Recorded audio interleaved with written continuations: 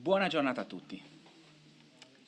Questa mattina adoreremo e celebreremo il Signore, ascolteremo la Sua parola e vorrei questa mattina insieme a voi leggere il Salmo 27. Questo Salmo 27 è veramente bello, è magnifico perché può essere utilizzato proprio come una nostra preghiera che noi rivolgiamo a Lui e da questo Salmo possiamo veramente apprendere un atteggiamento positivo. È un atteggiamento da cui possiamo imparare tantissime qualità di Dio. Però a mio avviso il Salmo 27 assume un fascino particolare quando pensiamo che queste potrebbero essere le parole di Gesù prima della sofferenza che ha patito a partire dal Getsemani nelle ultime ore. Questo Salmo la mia Bibbia lo intitola Il trionfo della fede. Sappiamo benissimo che la fede ha avuto il trionfo maggiore proprio nel momento in cui Gesù è salito su quella croce. Quindi leggiamo questo salmo con questa doppia visione, una preghiera nostra dove impariamo tante qualità di Dio, ma nello stesso momento la preghiera che Gesù ha fatto prima di salire sulla croce. Salmo 27. Il Signore è la mia luce e la mia salvezza. Di chi temerò?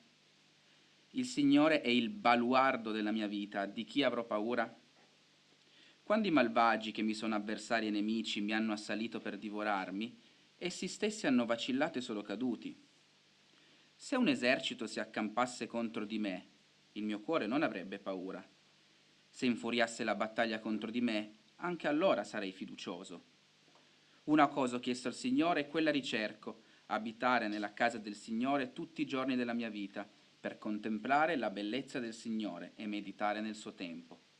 Poiché Egli mi nasconderà nella sua tenda in giorno di sventura, mi custodirà nel luogo più segreto della sua dimora, mi porterà in alto sopra una roccia. E ora la mia testa si innalza sui miei nemici che mi circondano, offrirò nella sua dimora sacrifici con gioia, canterò e salmeggerò al Signore. O Signore, ascolta la mia voce quando ti invoco, abbi pietà di me e rispondimi. Il mio cuore mi dice da parte tua, cercate il mio volto. Io cerco il tuo volto, Signore. Non nascondermi il tuo volto, non respingermi con ira il tuo servo. Tu sei stato il mio aiuto. Non lasciarmi e non abbandonarmi, o Dio della mia salvezza. Qualora mio padre e mia madre mi abbandonino, il Signore mi accoglierà. O Signore, insegnami la tua via, guidami per un sentiero diritto a causa dei miei nemici. Non darmi in balia dei miei nemici, perché son sorti contro di me falsi testimoni, gente che respira violenza.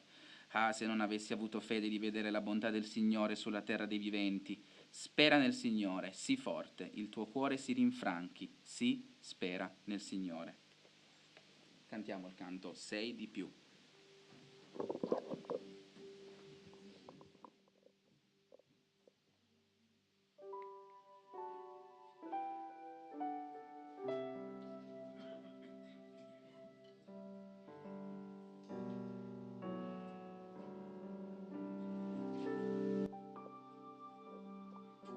Su ogni potenza sopra ogni re, più di ogni cosa creata intorno a me, su ogni saggezza e vie che l'uomo ha. Tu eri qui già nell'eternità, sopra ogni regno e autorità e meraviglie che solo il mondo sa, e più dell'oro che in terra so che c'è, nulla può valere più di te. Sei di più di tutto quel che ho vissuto per morire così, solo fiore che è gettato via, le scelte scelto tu, pensando a me, solo tu, e sei di più di tutto quel che ho vissuto per morire così, solo fiore che è gettato via, l'hai scelto tu, pensando a me, solo tu.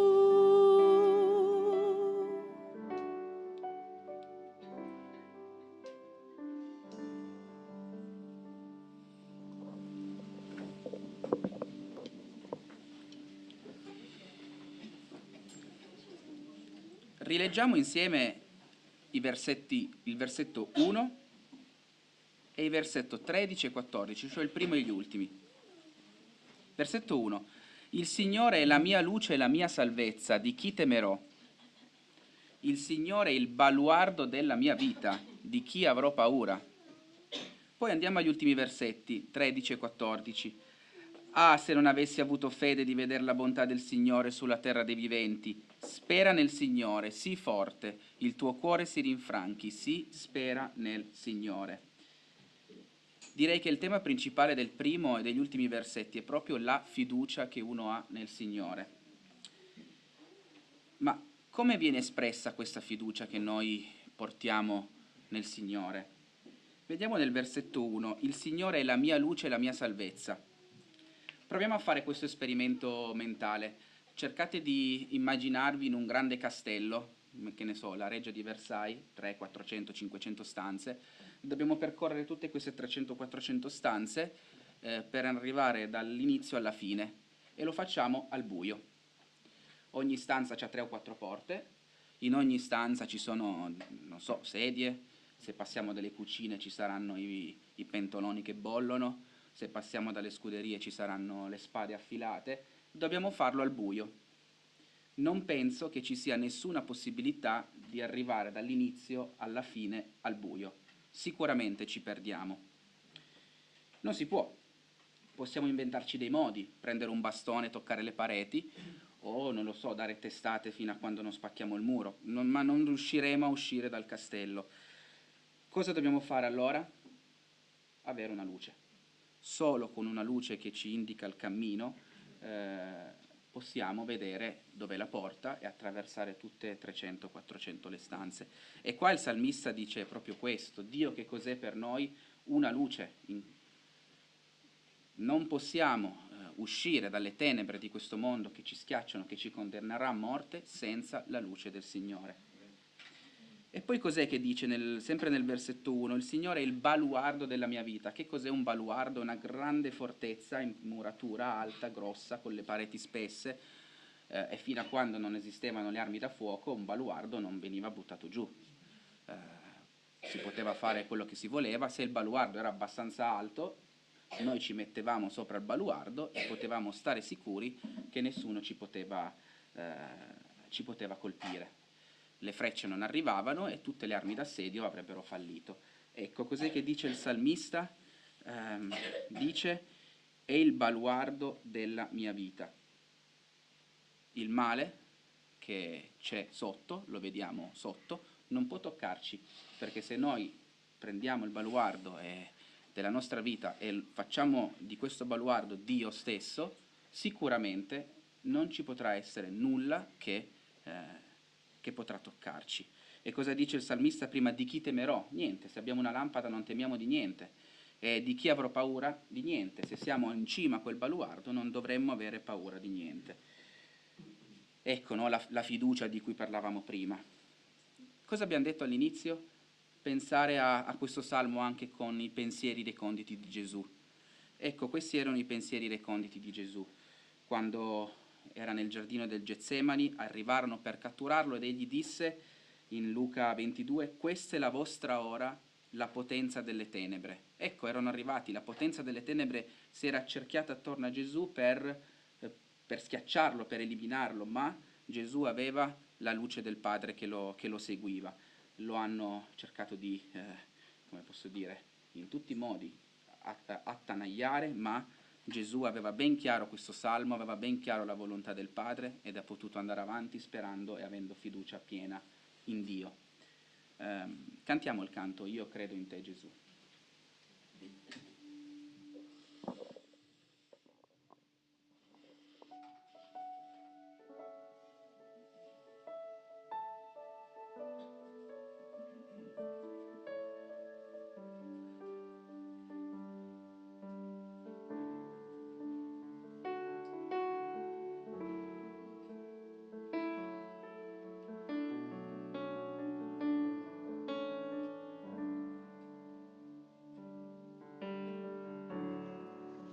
A te, mio Dio, affido me stesso con ciò che sono per te, Signor. Il mondo mio è nelle tue mani e sono tuo per sempre.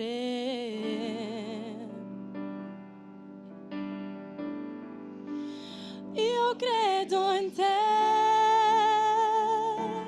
Gesù, appartengo a te, Signore, è per te che io vivrò, per te io canterò con tutto il cuore.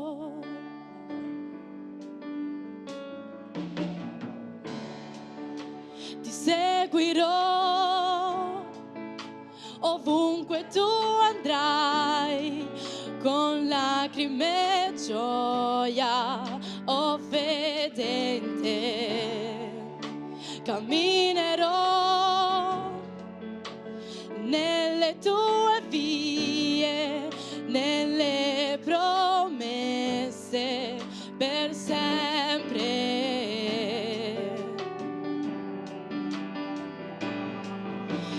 Io credo in te, Gesù, appartengo a te, Signore, è per te che io vivrò, per te io canterò con tutto il cuore. Io ti adoro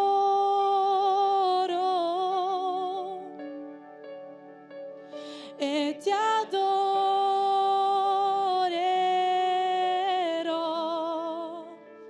Io ti adoro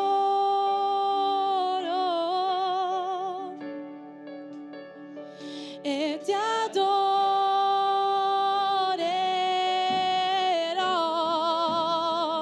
Io ti adoro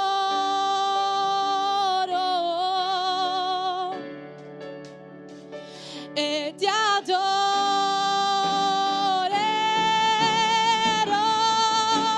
Io credo in te, Gesù, appartengo a te, Signore, è per te che io vivrò, per te io canterò. Io credo in te, Gesù, appartengo a te, Signore, è per te che io vivrò, per te io canterò con tutto il cuore.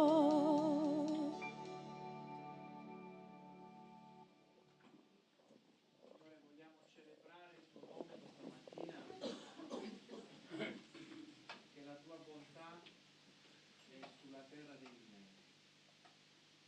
In questa realtà, Signore, che hai incontrato le nostre vite, le hai cambiate, hai offerto la tua luce, Signore, situazione di protezione. Noi questa mattina con la tua luce, con questa protezione, con queste consapevolezze, vogliamo benedire il tuo nome, Signore. Come comunità, come popolo, che tu hai riscattato attraverso quell'atto straordinario del Signore Gesù, guardando proprio alle nostre vite, è andato fino in fondo, potendo dire all'umanità: ha creato tutto il compiuto. E noi siamo il risultato di questo tutto il compiuto, perciò gioiamo nello stare insieme davanti al tuo trono. Grazie, Signore, nel nome di Gesù. Sì, Signore, grazie perché apparteniamo a te. Chi ha desiderato seguirti, Signore, avrà un luogo sicuro, avrà un luogo che tu stai preparando. Grazie, Signore, perché sappiamo di essere tuoi. Grazie, Signore, perché sei un Dio misericordioso, sei l'unico Dio vero sulla terra, e anche se sbagliamo tu sei lì a perdonarci. Grazie, Signore, per un sacrificio che ancora è incomprensibile per noi umani. Grazie perché sei la verità, sei la via, sei la vita. E Signore, noi siamo qui tutti insieme a ringraziare e a urlare il tuo nome per questa sicurezza della salvezza. Tu, Signore, hai deciso di portarci con te, hai deciso di lavarci da tutti i nostri peccati. Signore, che misericordia infinita, grazie per tutto quello che continui a fare. Siamo qui a lodarti con gioia. Signore, ancora grazie per tutto quello che fai per la nostra vita. Grazie perché ci tieni per mano, grazie perché ci accarezzi costantemente, grazie perché non ci abbandoni mai, sei sempre lì vicino a noi. Qualsiasi difficoltà ci sia, noi dobbiamo rispondere presente, perché tu hai detto io ti basto. Ed è vero, tu ci basti, Signore. Tu sei l'unica speranza in questo mondo, l'unica certezza che abbiamo per sapere di avere la vita eterna, Signore, con te. Grazie ancora di quello che stai facendo. E nel nome di Gesù noi siamo qui a lodarti. Amen. Amen.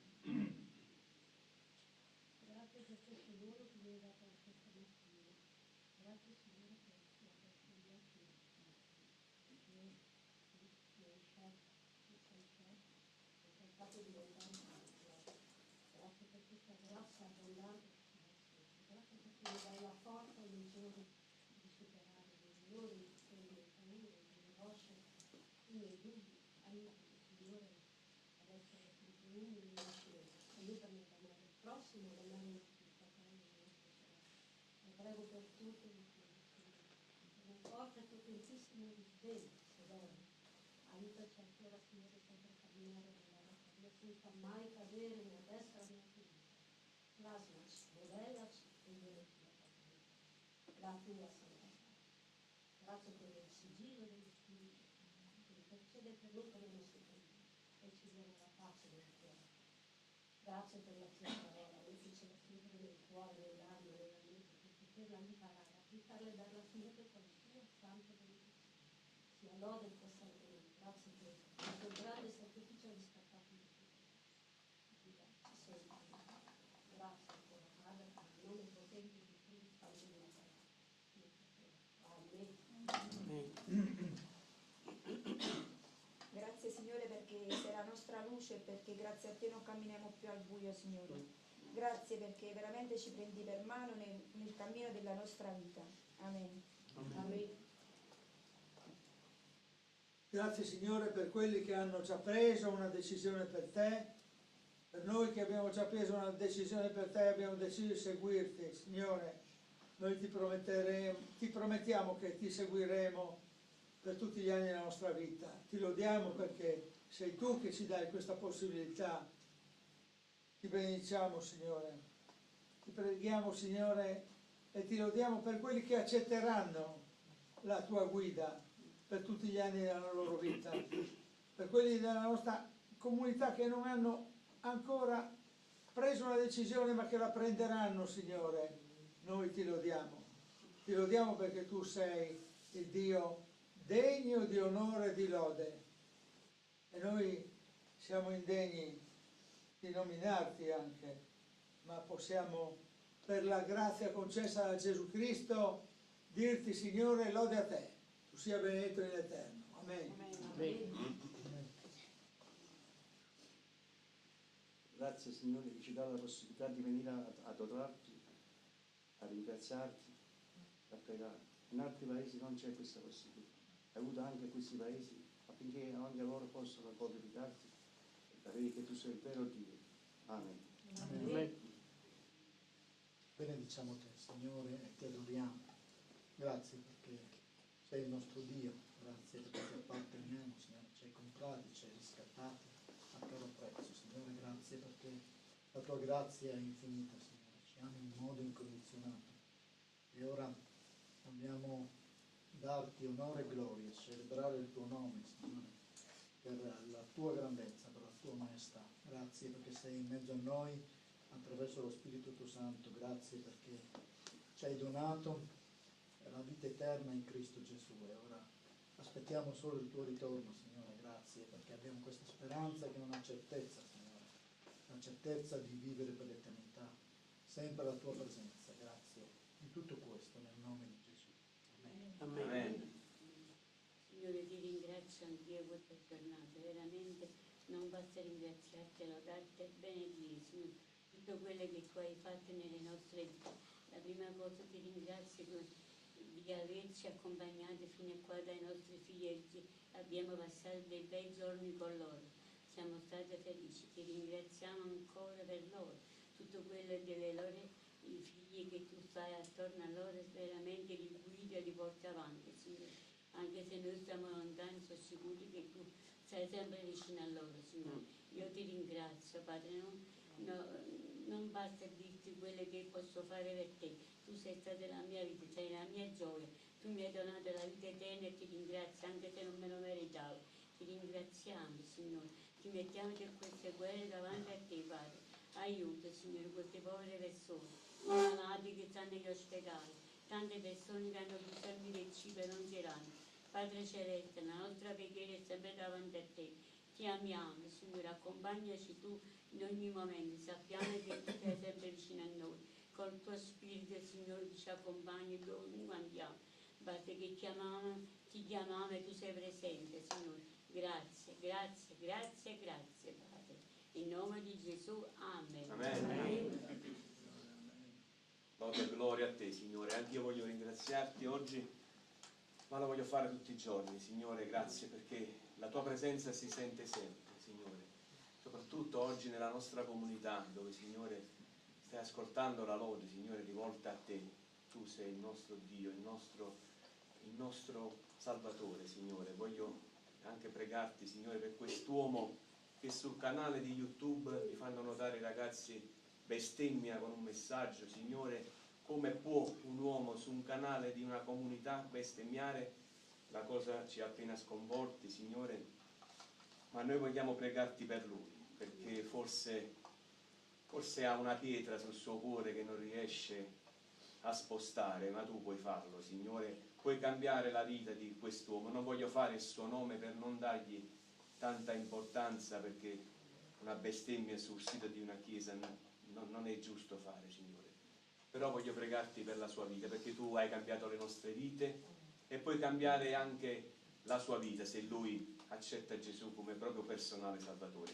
Signore, cambia la vita di quest'uomo e cambia la vita di tutti gli uomini che sono arrabbiati con te, Signore, perché tu non hai fatto nulla di male a loro, anzi hai solo offerto la salvezza ad ognuno di loro. Alleluia.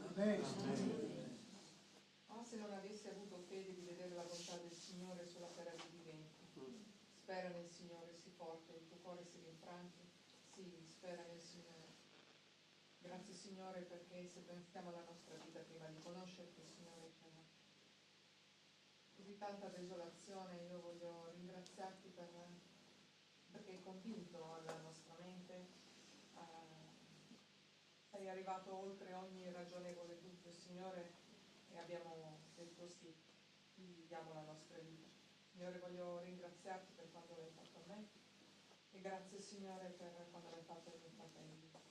Signore, voglio veramente lodarti perché Hai dato pace e speranza, Signore.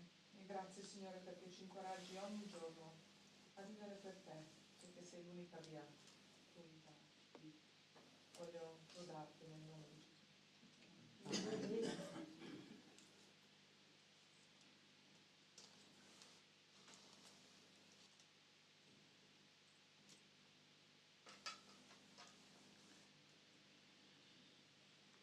Continuiamo la lettura del Salmo 27, questa volta prendendo il versetto 2 e il versetto 11 e 12. Versetto 2. Quando i malvagi, che mi sono avversari e nemici, mi hanno assalito per divorarmi, essi stessi hanno vacillato e sono caduti. Anche il versetto 3. Se un esercito si accampasse contro di me, il mio cuore non avrebbe paura. Se infuriasse la battaglia contro di me, anche allora sarei fiducioso. E invece il versetto 11 e 12 dicono: «O Signore, insegnami la tua via, guidami per un sentiero dritto a causa dei miei nemici. Non darmi in balia dei miei nemici, perché sono sorto contro di me falsi testimoni, gente che respira violenza». Non ci illudiamo, i nemici ci sono, sotto varie forme. Ma questo salmo è chiaro. Vediamo un'apertura negativa a questi nemici? Vediamo che questi nemici in qualche modo riusciranno a toccare la nostra esistenza? No. Se seguiamo questo Salmo 27 non c'è speranza per nemici. Il versetto 2 cosa dice? Quando i malvagi che sono avversari e nemici mi hanno assalito per divorarmi, essi stessi hanno vacillato e sono caduti. Ricordiamoci il baluardo tanto alto. A me sorrido perché immagino questi nemici che si arrampicano e poi vacillano perché le mura sono troppo alte, si stancano e cadono come dei, passatemi il termine, non so, cadono. È così che fa il nemico. Se noi siamo sopra una altura talmente alta da non essere raggiungibile, cosa può fare il nemico? Niente. Non può fare il nemico niente. Il problema è quando noi ci costruiamo con le nostre forze un'altura piccola e il nemico allora a quel punto può scavalcarla. Versetto 3. Se un esercito si accampasse contro di me, il mio cuore non avrebbe paura. Se infuriasse la battaglia contro di me, anche allora sarei fiducioso. Quando siamo sopra quest'alta altura insieme al Signore, però vediamo il nemico che si accampa intorno a noi e lì possiamo avere paura, perché se non fissiamo lo sguardo sulle nostre mura grosse che il Signore ci dà e vediamo 1.000.000 di fanti e cavalieri pronti ad assaltarci, abbiamo paura. Ma noi dobbiamo sempre ricordarci dove siamo, sopra, in mano al Signore, sopra, insieme al Signore, sopra questo baluardo. E torniamo invece al versetto 11, dice: «O Signore, insegnami la tua via, guidami per un sentiero dritto». E invece adesso torniamo all'altra metafora, all'altra similitudine che abbiamo fatto, a quello del castello pieno di stanze buie. Qua dice: «Insegnami la tua via». Ricordiamoci, no? Con questa luce noi possiamo passare attraverso il male, attraverso i nemici, attraverso le difficoltà. Guidami per un sentiero dritto. Se prima questo sentiero lo vedevamo tortuoso, impossibile da percorrere, ora con Dio è una passeggiata, per quanto è difficile, lungo, però è un sentiero dritto, semplice. Cosa c'è di meglio di un sentiero dritto dove sei all'inizio e vedi la fine lì in fondo, per quanto sia lontano, però è dritto, con un binocolo puoi vedere la fine. Sono sorti contro di me falsi testimoni, è questo che il nemico vuole, dirci delle bugie, farci capire che questo sentiero invece non è così, è un sentiero tortuoso, è un sentiero dove ci perderemo. E poi gente che respira violenza. Quando vediamo l'esercito nemico vediamo violenza, magari ci arriverà un colpo grande, forte, improvviso nella nostra vita, oppure tanti piccoli colpi che ci logorano, ma la battaglia è già vinta. Se siamo sopra quel baluardo con la luce in mano, la battaglia è già vinta. E pensiamo di nuovo a Gesù, lì nel Getsemani, le ha viste tutte queste cose, ha visto questa schiera di soldati che lo stavano per andare a prendere, vedeva già, perché conosce il futuro, conosce i cuori delle persone, avrebbe visto tutti i falsi testimoni che lì davanti a Pilato, davanti a tutti, gli avrebbero detto di tutti i colori, e avrebbe visto la violenza che si ispiravano queste persone, e queste persone gliene hanno fatte di tutte e di più, di cotte e di crude, ma lui aveva bene in mente chiaro la via del Padre che gliel'aveva indicata tramite la parola, e allora aveva davanti a sé un sentiero dritto. Cantiamo il tuo nome.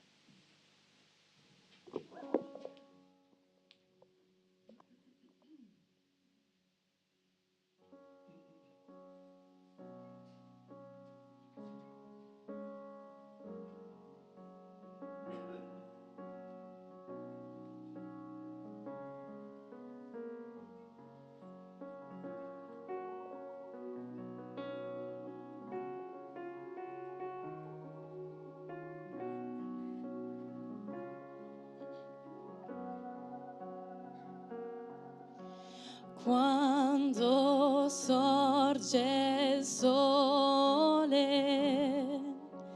offro a te la lode che sale in cielo per raggiungerti e lodare il nome tuo, il tuo nome.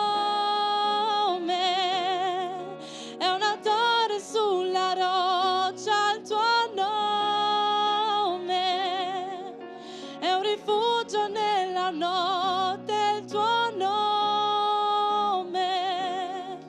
Ogni voce gridi forte che niente ha il potere di salvare, ma il tuo nome.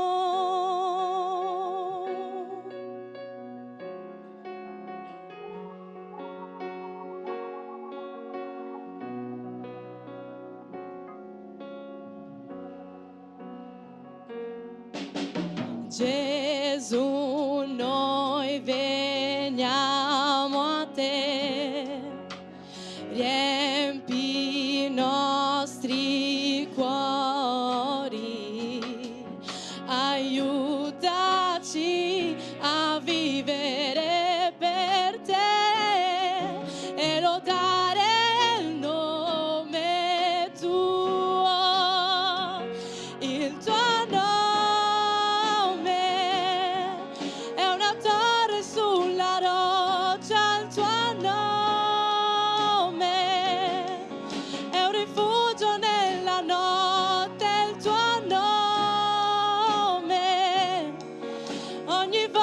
Gridi forte che niente ha il potere di salvare,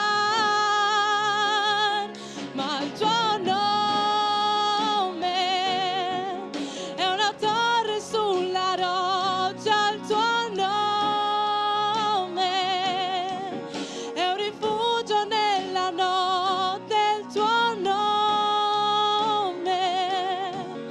Ogni voce gridi forte che niente ha il potere di salvare, ma il tuo nome.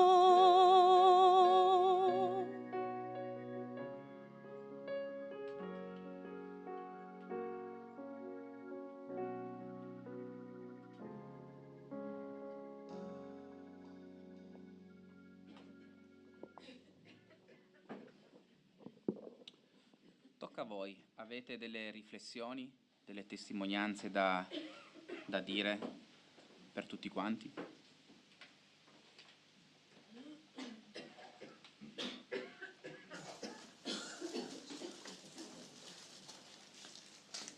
Io vorrei dire che questo canto mi ricorda sempre che non è un modo di dire che ormai abbiamo acquisito, ecco. Il tuo nome, Signore, è veramente una torre sulla roccia, veramente un rifugio nella notte, anche un rifugio nella notte, perché magari qualcuno di noi, se fa fatica a addormentarsi o si sveglia, può rifugiarsi in Gesù. quindi sono veramente parole queste molto vere che nascono, io non so chi abbia scritto questo testo, ma certamente sono parole di estrema verità. Il Signore è una torre sulla roccia, è un rifugio nella notte, e io vorrei sollecitare tutti, noi già lo sappiamo insomma, ma veramente a riprendere questo concetto di Gesù che è una torre sulla roccia, che è un rifugio nella notte, anche quando le cose non vanno bene per vari motivi, lui è sempre una torre sulla roccia, noi non abbiamo paura, non dobbiamo temere. Si è detto anche le settimane scorse che la paura è un atteggiamento che può esserci, certo è giustificato, ma dobbiamo superare le paure perché lui è un rifugio nella notte, lui è una torre sulla roccia. Amen. Grazie. Voglio leggere un versetto che è quello che mi ha colpito molto. Dice, la fede è certezza di cose che si sperano, dimostrazione di realtà che non si vedono, senza fede è impossibile piacerli a Dio. In relazione alla fede, la fede è il grande principio della vita cristiana, definita la fede. Siamo giustificati per mezzo della fede e per essa di Dio. Credere significa riposarsi completamente sull'infallibilità e la fedeltà di Dio, considerando ogni parola da lui pronunciata come più vera di tutto ciò che l'uomo percepisce. Riposarsi su Dio, spesso ha significato diverso dal riposarsi sulle benedizioni di Dio. Non occorre la fede per applicare le benedizioni, mentre per contare su Dio la fede è necessaria. Così proprio per esercitare la mia fede e insegnarmi a confidare solo in Lui, può accadere che Dio mi privi di uno o di alcuni dei doni che mi ha elargito e sui quali faccio affidamento. Ciò che importa non è la grandezza della nostra fede, ma la grandezza di colui su cui essa si fonda. E questo mi ha colpito molto, e 2 giorni fa ho avuto, mi sveglio la mattina, purtroppo io ho un calvario abbastanza forte con i dolori e dico, ti prego Gesù, sono un po' stanca di sopportarli, sono stata sincera, ho detto aiutami perché ho capito che bisogna camminare nel deserto, bisogna superare tutte le prove, ho capito che ci sono medici e medici che sbagliano e ti diciamo negano la gioia di una salute continua. Però poi ho pensato a lui alla croce. Lui si è fatto un uomo, wow, sono un po' emozionata perché ho pensato a lui, la sua potenza, la sua gloria, la sua forza, che si è umiliato ed è diventato un uomo come noi, con le sofferenze che possiamo avere anche noi, le gioie, e ho detto, caspita, sì, tu sei morto per noi come uomo, ma sei Dio, sei forte, sei potente, sei il tuo amore è incommisurabile. Ti prego, dammi solo la forza allora di superarli, di continuare a non mollare, a non perdere la speranza, perché sia abbastanza, però la sua gioia, il suo sorriso che spesso vedo nel mio cuore mi dice, figlia mia, forza e coraggio, dai la testimonianza, perché ho tanti amici che conosco, anche sorelle, insomma, sparse un po' per il mondo, che scrivo e chato con loro e mi danno questa consolazione perché sanno il mio problema è, e io sento sempre nello spirito di scrivere qualcosa di forte e di non mollare mai, perché la speranza in lui è vera e lui tornerà per portarci con sé nel suo regno che è meraviglioso. E allora grazie. Amen. Amen. Amen.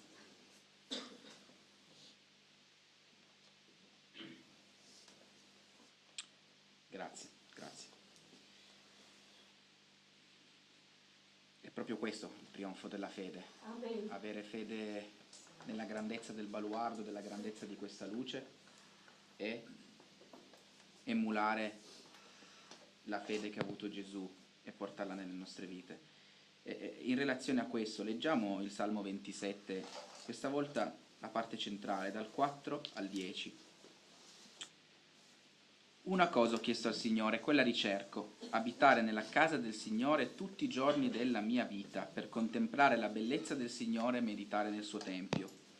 Poiché Egli mi nasconderà nella sua tenda in giorno di sventura, mi costituirà nel luogo più segreto della sua dimora, mi porterà in alto sopra una roccia. E ora la mia testa si innalza sui miei nemici che mi circondano, offrirò nella sua dimora sacrifici con gioia, canterò e salmeggerò al Signore. O Signore, ascolta la mia voce quando ti invoco, abbi pietà di me e rispondimi. Il mio cuore mi dice da parte tua, cercate il mio volto, io cerco il tuo volto, Signore. Non nascondermi il tuo volto, non respingere con ira il tuo servo, tu sei stato il mio aiuto, non lasciarmi, non abbandonarmi, o Dio della mia salvezza. Qualora mio padre e mia madre mi abbandonino, il Signore mi accoglierà. Abbiamo celebrato Dio e adorato Lui per le sue qualità, ma cosa dobbiamo fare noi?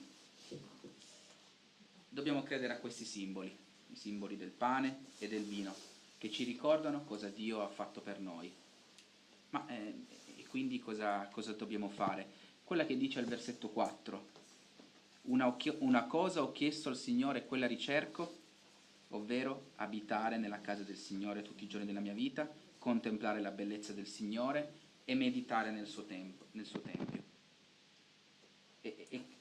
E noi possiamo fare tutte queste tre cose solo credendo a questi simboli, ovvero quello che loro rappresentano, cioè nella morte e nella risurrezione di Dio. Noi possiamo vedere la bellezza del Signore in questi simboli, nella sua morte e nella risurrezione, possiamo abitare con Lui tutti i giorni della sua vita, questi simboli ci permettono di fare questo, e possiamo meditare nel suo Tempio, ovvero tutti i giorni possiamo avere un rapporto con Lui personale e in chiesa, ma solo grazie a quello che questi simboli vogliono dire. Ma il Signore risponderà a questa nostra invocazione? Sì. Non c'è nessun'altra risposta. Se noi invochiamo il suo nome e vogliamo partecipare a Lui in quello che Lui ha fatto per noi, la risposta sarà affermativa. Ma è Lui stesso che nel versetto dice cercate il mio volto. E allora il salmista dice io cerco il tuo volto, Signore. Non c'è un'altra via. Se noi cerchiamo il volto del Signore, se noi ci affidiamo a Lui come Lui ci ha chiesto di fare, non ci sarà una via che finirà in un modo negativo. Lui avrà pietà di noi e ci risponderà. Questi simboli ci danno la certezza che non ci nasconderà il suo volto e, come dice, non ci lascerà e non, parla di ira ad un certo punto, perdonatemi, non respingerà con ira noi. Ma questo perché? Perché c'è qualcuno che in un determinato momento si è trovato a prendere tutto il male del mondo e in un preciso e infinito momento, prendendo il male di tutta l'umanità, ha subito l'ira del Padre, è stato abbandonato del Padre. Grazie a questa cosa che è successa, noi allora possiamo dire che Dio non proverà ira per noi e che non ci abbandonerà e che non ci lascerà, solo perché Gesù è morto per noi. Se non c'era Lui che in quel momento diceva Dio mio perché mi hai abbandonato, noi non potevamo essere qua in questo momento a celebrare il suo nome. E dice al versetto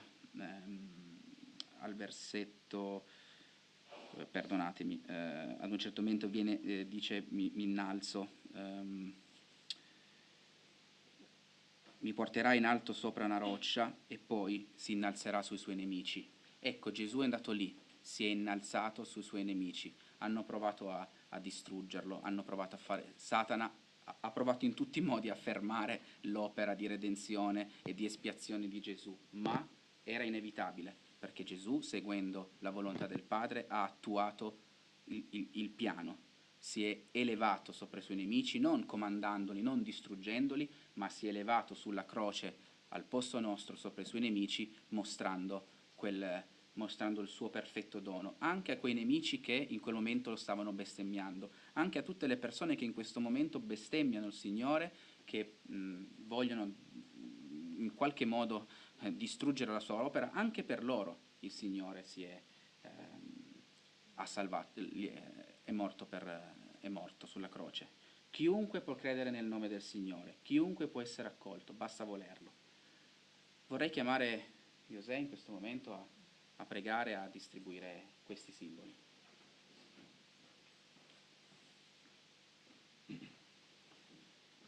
Grazie Signore per questo momento di lodare, grazie Signore per l'opportunità di stare insieme, fratelli e sorelle, grazie per far partecipare di questo momento che è un simbolo storico per ricordare Gesù, ricordare l'opportunità che abbiamo della salvezza. Gesù ha tolto i nostri peccati, ha pagato per noi, e questo è un simbolo, un momento di lodare e ricordare Gesù. Grazie, in nome di Gesù, amen. Amen.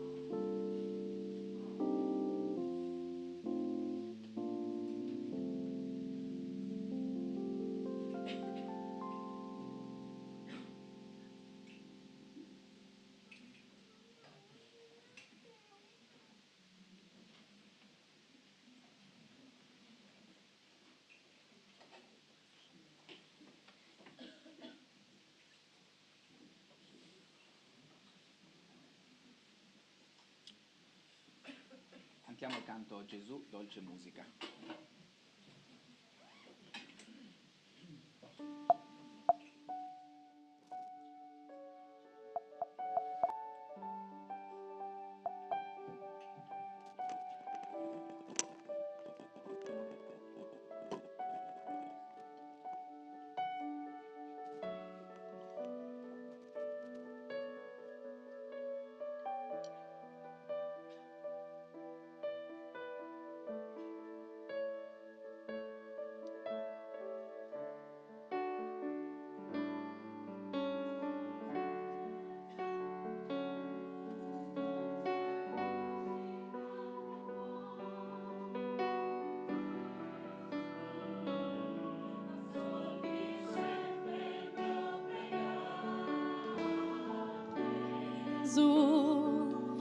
Quando cado tu sei lì, dolcemente mi rialzi su.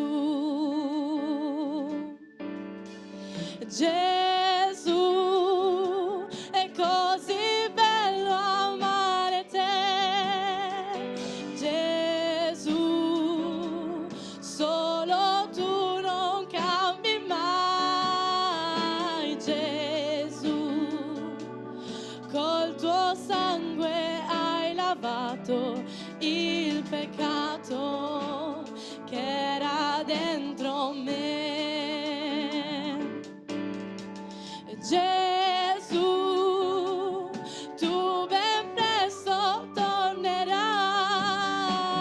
Gesù, la tua chiesa rapirai.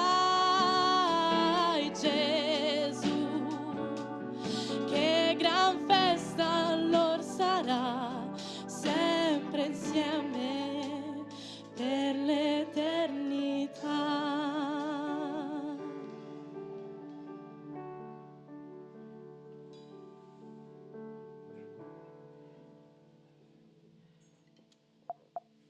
Bene, vorrei invitare Davide per la predicazione della parola.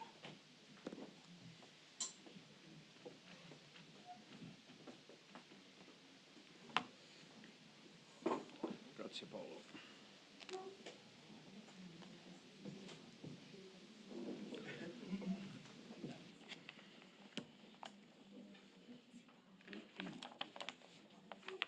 Abbiamo appena celebrato questi simboli, come Paolo ha detto, rappresentano la morte del nostro Signore. Domenica scorsa ho avuto il privilegio di predicare, sulla risurrezione lì a Trieste, e abbiamo partecipato in un battesimo di un ragazzo iraniano di nome Mustafa. E quella per la prima volta per click, non soltanto questi simboli della Santa Cena rappresentano la morte di Cristo, che ci ricordano ogni settimana, finché Egli venga, ma anche il battesimo fa la stessa cosa. Diciamo, quando la persona va sotto le acque, rappresenta la sua morte, la sua sepoltura. Poi quando si alza dalle acque, dopo il battesimo, rappresenta la sua risurrezione, di novità di vita. È una cosa bellissima. Abbiamo due simboli che rappresentano più o meno la stessa cosa per ricordarci quello che Cristo ha fatto per noi. Bene, vogliamo pregare un momentino? Signore nostro Dio, vuoi tu, attraverso la tua parola, parlarci oggi? Facci capire quello che è sul tuo cuore per i nostri cuori, per le nostre vite. Vuoi tu parlarci, Signore? Te lo chiediamo nel nome di Gesù. Amen. Non so quante persone qui in questa sala sono interessati nella storia. Dovremmo tutti, in un senso, perché la Bibbia è storia. L'Antico Testamento è pienamente storia. I 4 Vangeli sono la storia della vita di Gesù. I libri degli Atti sono proprio la storia della Chiesa, come è cresciuta, come è nata e cresciuta. Allora io vorrei parlarvi, almeno per iniziare, brevemente, sulla storia dell'America. La storia d'America è una storia affascinante e molto bella, ma anche con diversi aspetti piuttosto brutti. L'America è stata fondata sui principi che tutti gli uomini sono stati creati uguali e che ogni persona possiede dal suo creatore certi diritti inalienabili che non si può togliere, basilari, fra i quali sono anche il diritto della vita, il diritto della libertà e il diritto di poter cercare la felicità. Infatti le prime colonie erano proprio fondate e composte di persone fuggite dall'Europa in cerca della libertà religiosa, dalla schiavitù dalla Chiesa romana in Europa qui. Volevano avere proprio adorare Dio liberamente.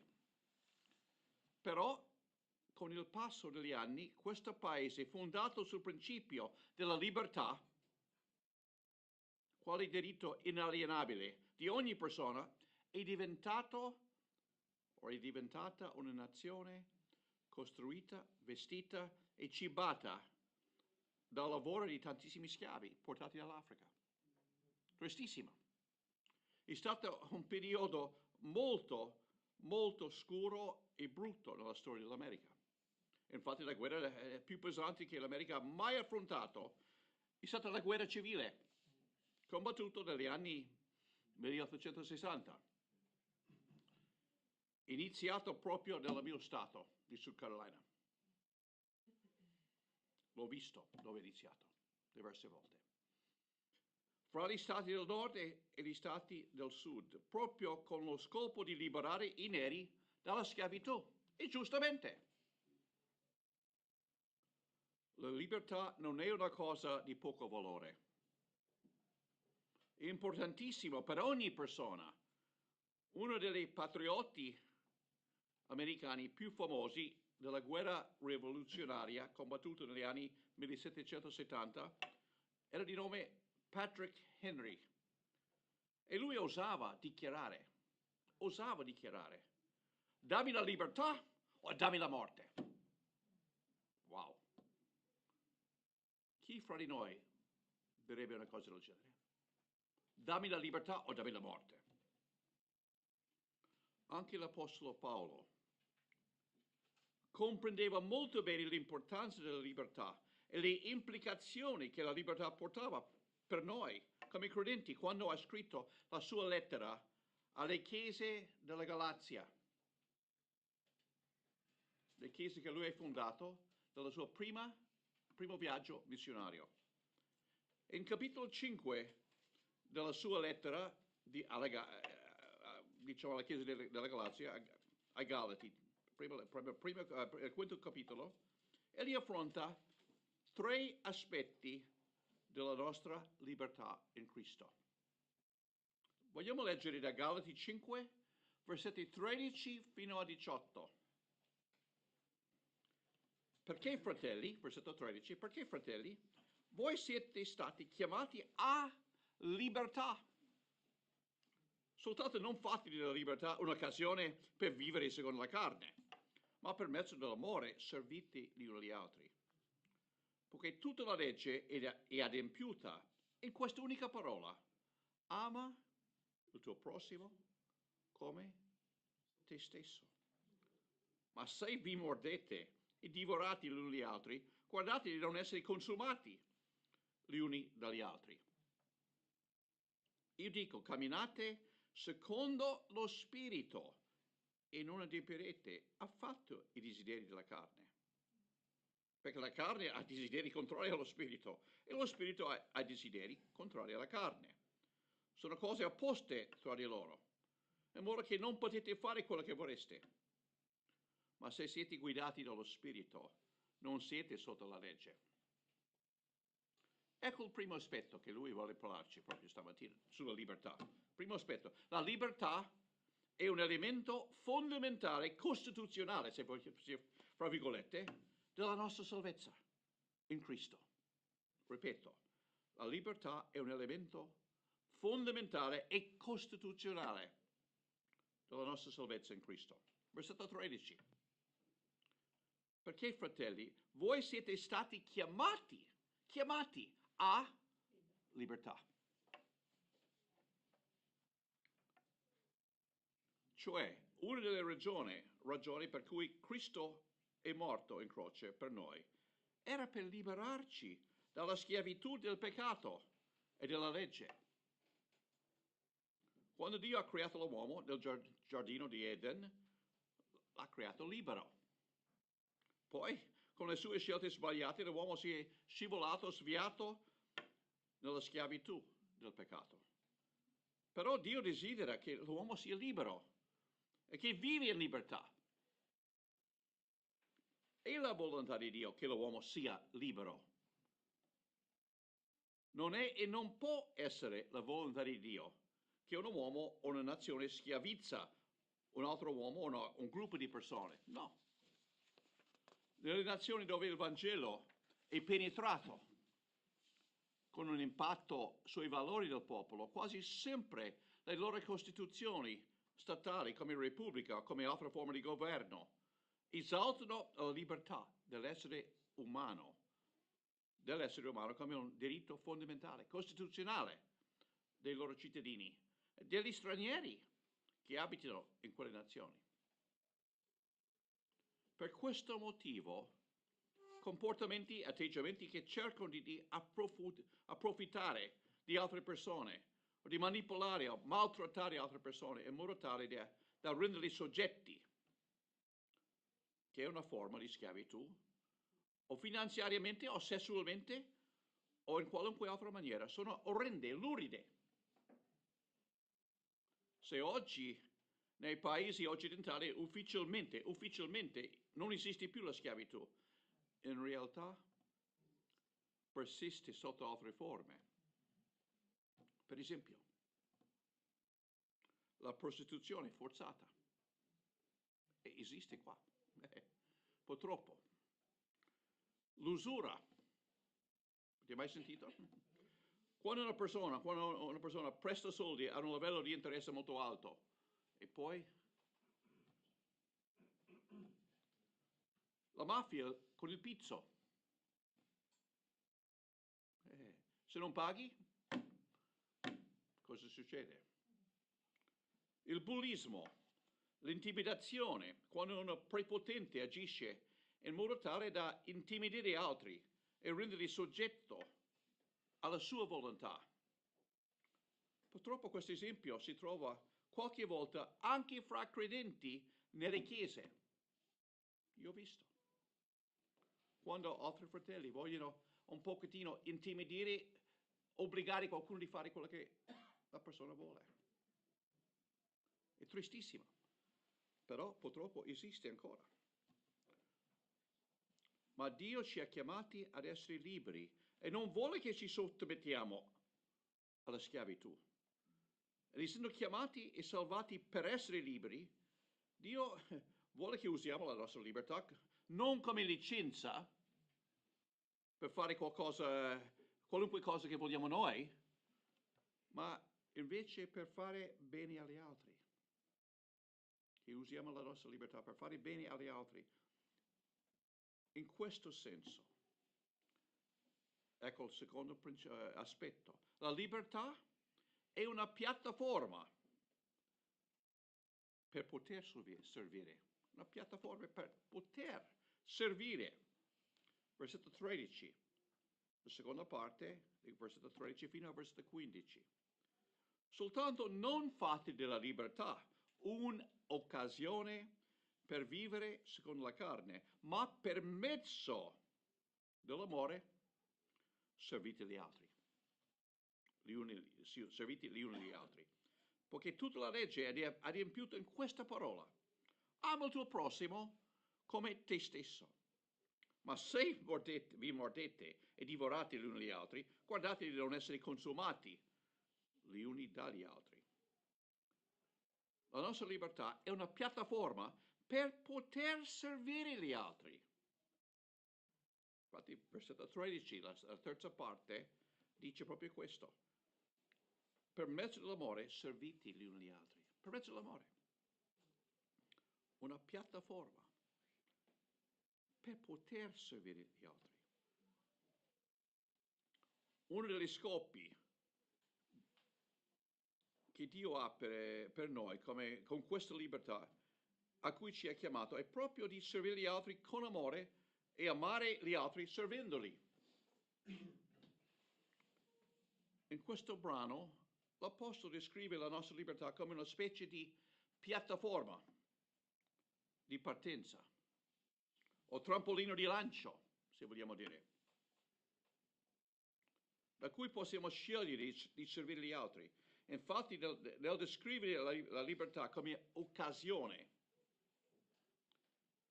Paolo usa in greco un termine militare per una base di operazione, una piattaforma da cui un esercito lancia un'operazione militare o un attacco. In effetti Paolo sta dicendo qui che dovremmo usare la nostra libertà in Cristo come una piattaforma da cui lanciamo un nostro attacco, fra virgolette attacco, per servire gli uni agli altri con amore. Interessante. Ma la domanda sorge, ma quali altre persone? Servire gli altri? Quali altri? Primariamente gli altri che Paolo ha in mente sono gli altri fratelli e sorelle della Chiesa locale. Ho detto primariamente, ma non esclusivamente. Perché in versetto 14 Paolo prende anche l'esempio del Levitico 19, versetto 18, dove Dio nella legge ci esorta ad amare il nostro prossimo, cioè ama il tuo prossimo come te stesso. Il nostro prossimo, secondo Gesù, nella storia del buon samaritano, significa qualunque persona che Dio ci fa incontrare nel nostro sentiero quotidiano. Domanda: allora come potremmo e dovremmo applicare questa esortazione alla nostra vita oggigiorno? Nella Chiesa, fra di noi, in modo pratico, come potresti tu o come potrei io servire i nostri fratelli e le nostre sorelle spirituali? Una cosa che noi tutti possiamo fare è pregare per loro. Tu preghi per gli altri nella Chiesa? Potresti? Tu hai il nome di loro, sai, forse non sai tutto dei loro bisogni, però potresti sempre pregare per loro. Non dico per tutti nella Chiesa ogni giorno, però come Dio mette nel tuo... Però forse è un modo serio di pregare, prendere il tempo di pregare per loro, regolarmente. Potrebbe significare, come potresti servire, fare babysitter per loro. Tu vedi, diciamo, non riescono mai a avere tempo per loro stessi, hanno 2 o 3 bambini piccoli. E tu potresti dire, senti, noi facciamo babysitter per loro, vuoi uscire fuori per una serata insieme? Potrebbe significare, diciamo, aiutarli finanziariamente quando hanno bisogno e quando tu hai la possibilità.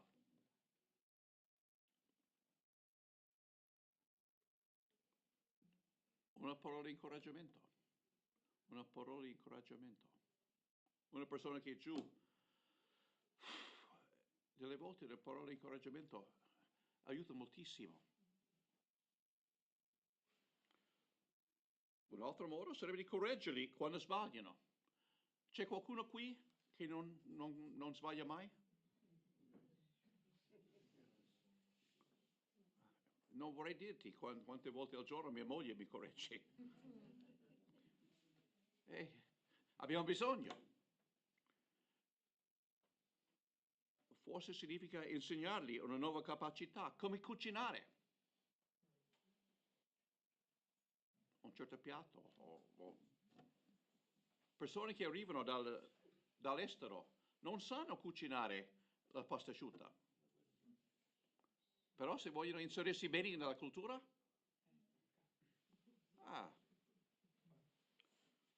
o potrebbe essere come cucire. Come cucire.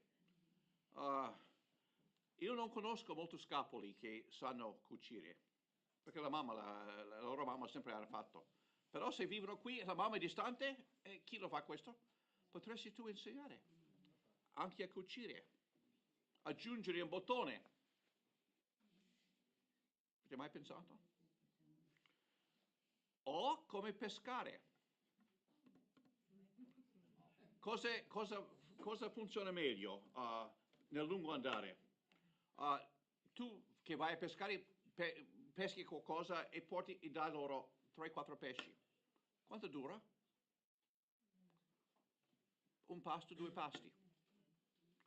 Però se tu insegni loro a pescare, dura una vita.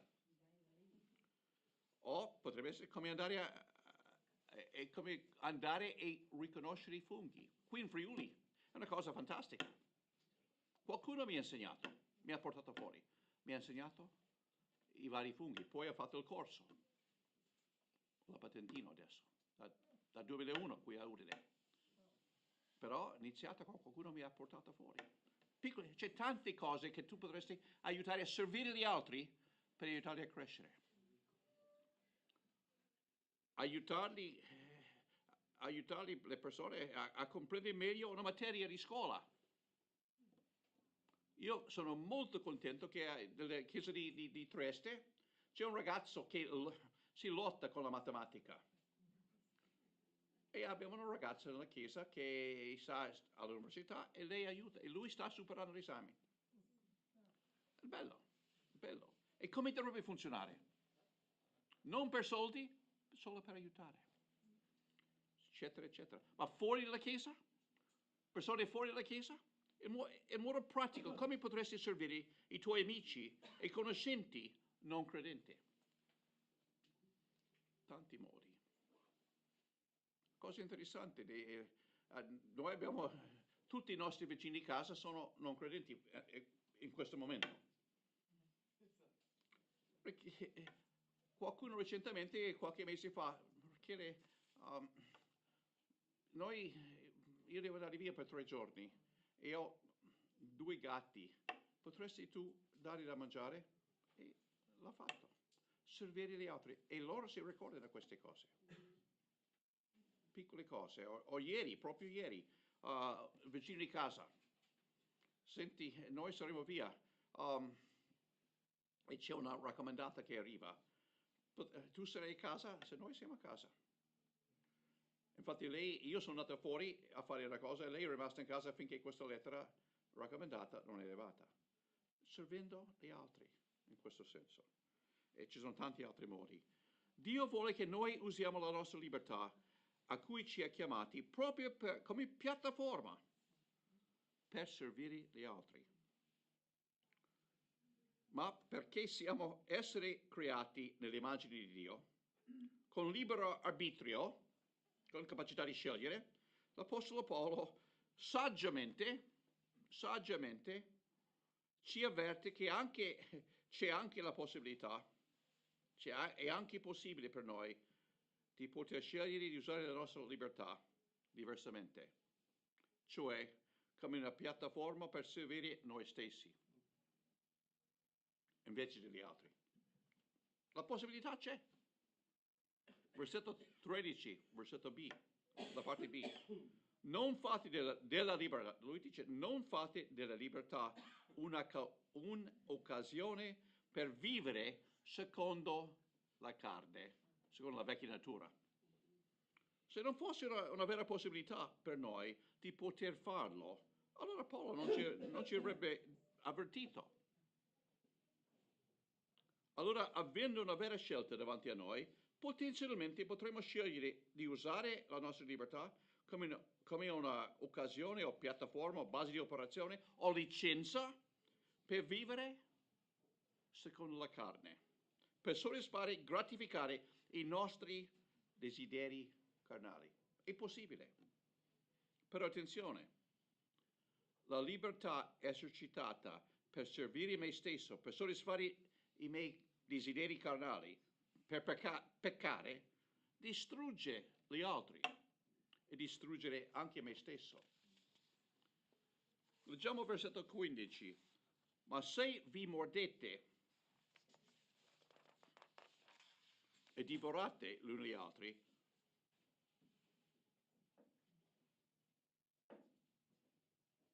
guardate di non essere consumati gli uni dagli altri. Usando la mia libertà in Cristo per criticare, per giudicare, per disprezzare i miei fratelli in Cristo, o per mordere o per divorare gli uni gli altri, come viene descritto qui, come stavano facendo i fratelli in Galazia. In altre parole, per servire me stesso e per soddisfare i miei desideri carnali, alla fine mi incatena di nuovo nella schiavitù, nel peccato. Romani 6, versetto 16 dice: non sapete voi che se vi offrite a qualcuno come schiavi per ubbidirgli, siete schiavi di colui a cui ubbidite, o del peccato, in questo senso, che conduce alla morte, o dell'ubbidienza che conduce alla giustizia. Ma Paolo è esplicito qui. Dio non vuole che usiamo la nostra libertà in Cristo come occasione, come piattaforma per vivere secondo i nostri desideri carnali, ma invece Dio vuole che lo usiamo per servire gli altri nell'amore. Poi in versetti 16 a 18 di Galati 5, Paolo ci rivela un terzo aspetto della nostra libertà in Cristo. Ecco il terzo aspetto. La nostra libertà viene conservata e protetta dalla nostra scelta di camminare secondo lo Spirito. La nostra libertà viene conservata, protetta dalla nostra scelta, giorno dopo giorno, di camminare nello Spirito. Leggiamo versetto 16 a 18. Io dico, camminate secondo lo Spirito e non adempirete affatto i desideri della carne, perché la carne ha desideri contrari allo Spirito, lo Spirito ha desideri contrari alla carne. Sono cose opposte tra di loro, in modo che non potete fare quello che vorreste, ma se siete guidati dallo Spirito non siete sotto la legge. L'Apostolo sta dicendo qua che se vogliamo mantenere, proteggere, conservare la nostra libertà in Cristo, allora significherà che dobbiamo scegliere continuamente, costantemente, giorno dopo giorno, momento dopo momento, di camminare sotto la guida dello Spirito Santo. Questo vuol dire che dobbiamo sottomettere la nostra volontà e le nostre scelte alla volontà dello Spirito Santo, lasciando Lui guidarci in ogni cosa. Ovviamente questo significa che dobbiamo vivere e coltivare regolarmente il nostro rapporto personale con Dio, lo Spirito Santo. Altrimenti come potremo sapere quello che vuole Lui per noi? Qualche volta questa scelta di camminare secondo lo Spirito è facile, ma non sempre. Perché? Perché questa scelta è in conflitto o battaglia continua con i nostri desideri carnali, con la vecchia natura. Versetto 17 dice: perché la carne ha desideri contrari allo spirito, lo spirito ha desideri contrari alla carne. Sono cose opposte tra di loro, in modo che non potete fare quello che vorreste. Quando nasciamo di nuovo dallo Spirito Santo, in quell'attimo diventiamo persone nuove e riceviamo una nuova natura. Ma questo fatto non significa che la nostra vecchia natura peccaminosa non esiste più. Purtroppo esiste, e come?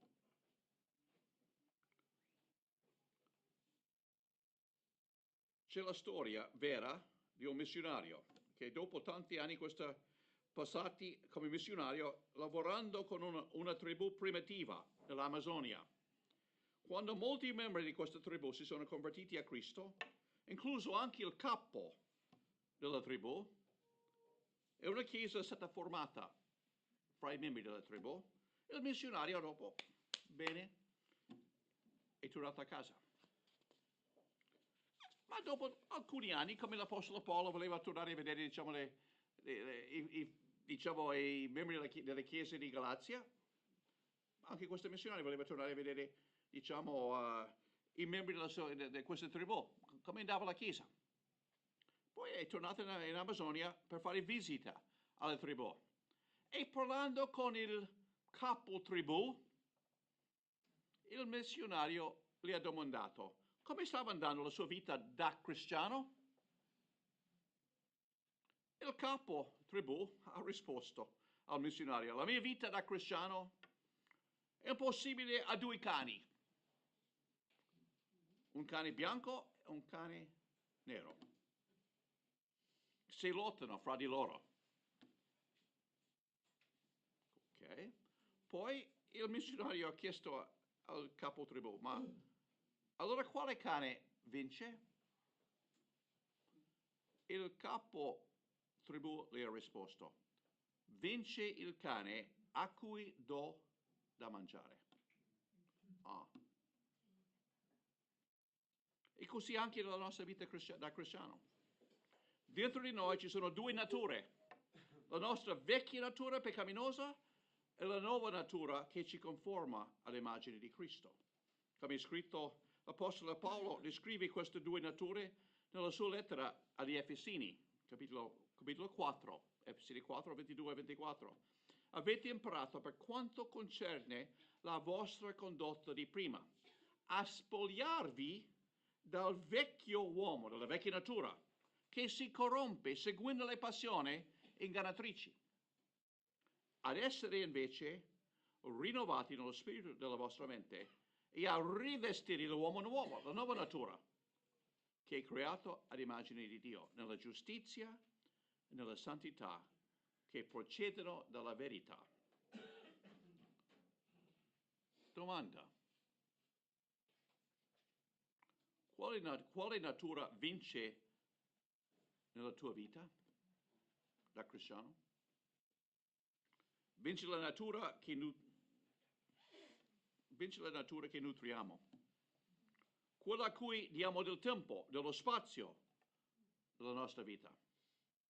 Per questa ragione alcuni cristiani crescono spiritualmente più velocemente ed altri meno velocemente nella loro vita cristiana. A quale natura vinci nella tua vita? Quale natura nutri di più? E quando scegliamo di camminare secondo e sotto la guida dello Spirito Santo, questa scelta, quando scegliamo di fare questo, questa scelta garantisce la nostra vittoria nella lotta contro i desideri carnali. Versetto 16, la seconda parte: camminate secondo lo Spirito e non adempirete affatto i desideri della carne. È una formula vincente. Con questa formula non si perde mai. Quale allenatore o quale giocatore non farebbe del tutto per scoprire una formula, una formazione per mezzo del quale si può sempre vincere le partite?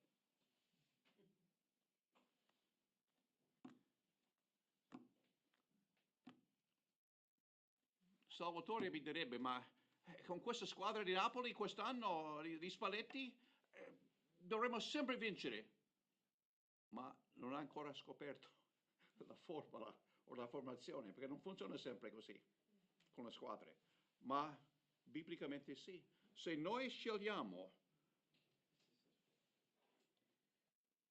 di sottometterci, di camminare secondo lo Spirito, non adempiremo mai affatto i desideri della carne. Interessante. Una domanda per noi tutti: stiamo adoperando questa formula e applicandola alla nostra vita di oggi? Questa scelta ci libera del codice morale della legge dell'Antico Testamento. Versetto 18: ma se siete guidati dallo Spirito, non siete sotto la legge. Ovviamente questo fatto di essere liberato dal codice morale dell'Antico Testamento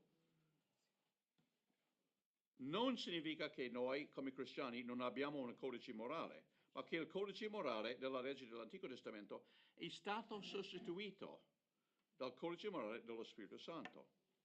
Lo Spirito Santo, parlandoci e guidandoci attraverso le Sacre Scritture e sussurrando al nostro spirito, ci guida secondo il suo codice morale.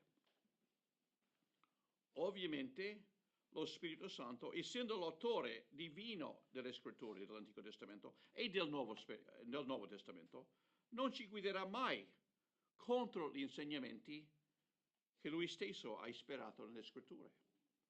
La sua guida diventa il nostro codice morale e ci libera dalla schiavitù della legge. Dio ci ha salvati perché siamo liberi. Egli non vuole che noi torniamo di nuovo sotto il giogo della schiavitù. Allora camminiamo sotto l'influenza e la guida dello Spirito Santo affinché possiamo mantenere, proteggere e conservare la nostra libertà che abbiamo in Cristo. Per concludere, sei libero? Sei libera dal peccato nella tua vita? Oppure sei ancora schiavo o schiava da qualche forma di peccato nella tua vita, che non riesci a vincere, che ancora ti domina e ti rende schiavo o schiava dalla sua potenza? Gesù è morto in croce per liberarci dalla schiavitù del peccato. Dio vuole che noi siamo liberi dal peccato. Ma domanda, vuoi tu essere libero o libera dal peccato? Vuoi esserlo? Che cosa ti ostacola dall'essere libero o libera da questo bullo nella tua vita? Che cosa dovresti fare per liberarti da questa soggiugazione del peccato? Ovviamente la tua libertà dal peccato coinvolge delle scelte dalla parte tua, che tu e soltanto tu puoi fare. Nessun altro può fare per te. Se hai bisogno di aiuto nel fare queste scelte, basta fare sapere a uno degli anziani e cercheremo la persona adatta e giusta per aiutarti in questo. Vogliamo pregare? Signore nostro Dio, noi siamo qui perché Cristo è morto 2000 anni fa per i nostri peccati, per liberarci dai nostri peccati. Padre, vuoi tu usare queste parole oggi per parlarci ai nostri cuori? E se c'è qualcuno qui che ancora non è libero, lotta e non ha vittoria spesso contro il peccato, vuoi tu farlo desiderare più di qualunque altra cosa, di essere libero di questi peccati, di vivere secondo lo Spirito, per la gloria tua. E se, Padre, c'è qualcuno ancora qui che non ha ancora sperimentato questa nuova nascita, che cambia la vita interamente, vuoi tu parlare, attirare questa persona a te per la tua gloria? Te lo chiediamo nel nome di Gesù. Amen.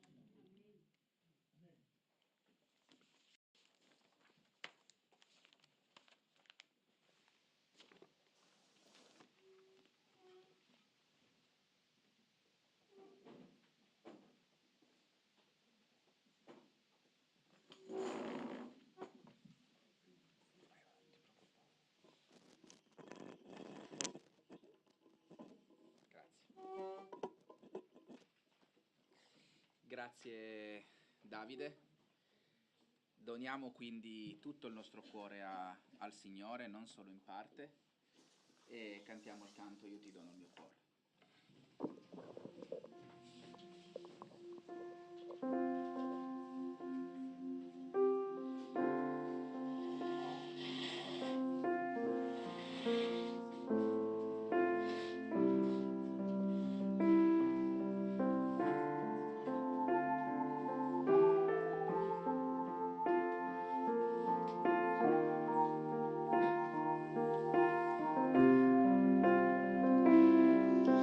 Questo è ciò che voglio, lodare te con tutto il mio cuore, ti adorerò.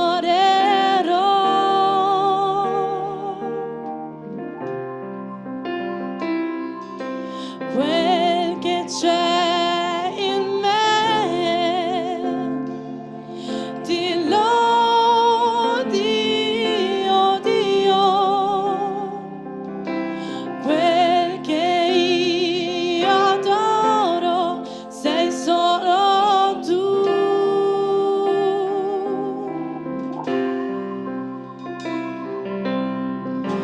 Io ti dono il mio cuore e l'anima mia, per te solo vivrò, e la mia luce sei tu, e ogni giorno accanto a me cammini, mio Signore.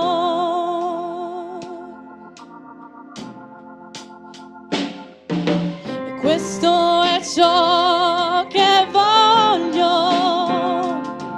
lodare te con tutto il mio cuore, ti adorerò.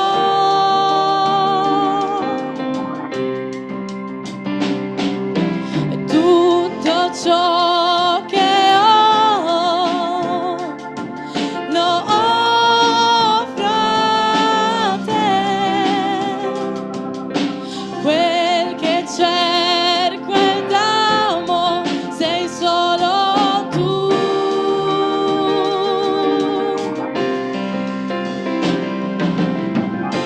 Io ti dono il mio cuore e l'anima mia, per te solo vivrò, la mia luce sei tu, e ogni giorno accanto a me cammini, mio Signore. Io ti dono il mio cuore e l'anima mia, per te solo vivrò, la mia luce sei tu, e ogni giorno accanto a me cammini.